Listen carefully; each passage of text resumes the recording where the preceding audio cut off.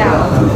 Sebelumnya perkenalkan terlebih dahulu yang pertama yaitu Revita Karisma Apriani kelas 12 3 absen 30. Kevin Natania Tommy kelas 12 3 absen 19. Diana Purwanti dari absen 10. Untuk pertanyaan pertama, apa yang dimaksud dengan semikonduktor? Semikonduktor adalah bahan yang dapat dibuat untuk berbeda laku kadang-kadang sebagai isolator dan kadang-kadang sebagai konduktor. Dua, apa pendapat semikonduktor dalam kehidupan sehari-hari? Satu, transistor sebagai alat penguat, stabilitas dan tegangan, dan modulasi sinyal dan sebagainya. Fungsi mengatur tegangan dan dua, dioda diizinkan harus digunakan di satu arah saja seperti LED. Tiga, sel surya konversi energi dari cahaya matahari jadi listrik. Dan terakhir, tiga prosesor dengan transistor ini ditambah sirkuit lain di atas sebuah sirkuit yang biasa dan semikonduktor. Pertanyaan terakhir, apa fungsi utama dari gerbang logika? Gerbang logika menjadi dasar dalam membentuk rangkaian digital agar semua komponen bisa saling berhubungan untuk integrasi rangkaian. Pertanyaan pertama, sebutkan 3 komponen elektronika. Jawabannya adalah light dependent resistor atau LDR, thermistor, dan relay. Lalu yang kedua, bagaimana bagian sistem elektronika itu bekerja? Jawabannya, yang pertama ada bagian input. Bagian input ini biasanya berupa sensor atau transducer atau converter yang berfungsi untuk mengubah masukan atau input listrik menjadi sinyal listrik atau sebaliknya.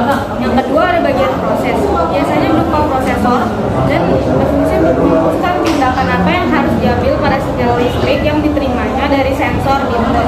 Yang ketiga ada bagian keluaran atau output.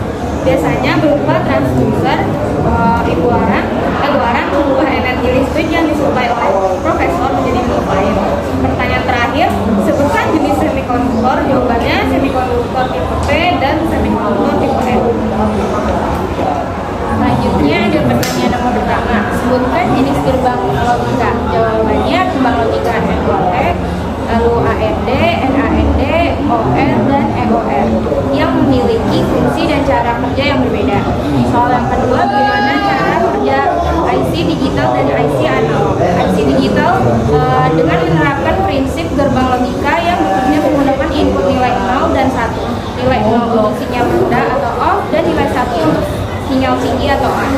IC analog dengan menerapkan sinyal continuous baik input maupun outputnya. Selanjutnya ada fungsi angka 1 dan 0 dalam gerbang logika. Angka 1 dan 0 digunakan untuk menggambarkan full dan false atau high dan low serta on dan off. Soal terakhir ada apa kegunaan pin digital dan analog yang ada pada Arduino.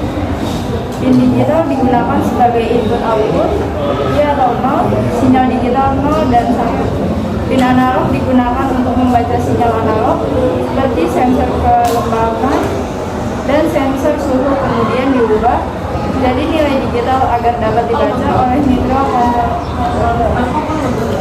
Demikian dari kelompok kami, kurang lebihnya mohon maaf. Wassalamualaikum warahmatullahi wabarakatuh.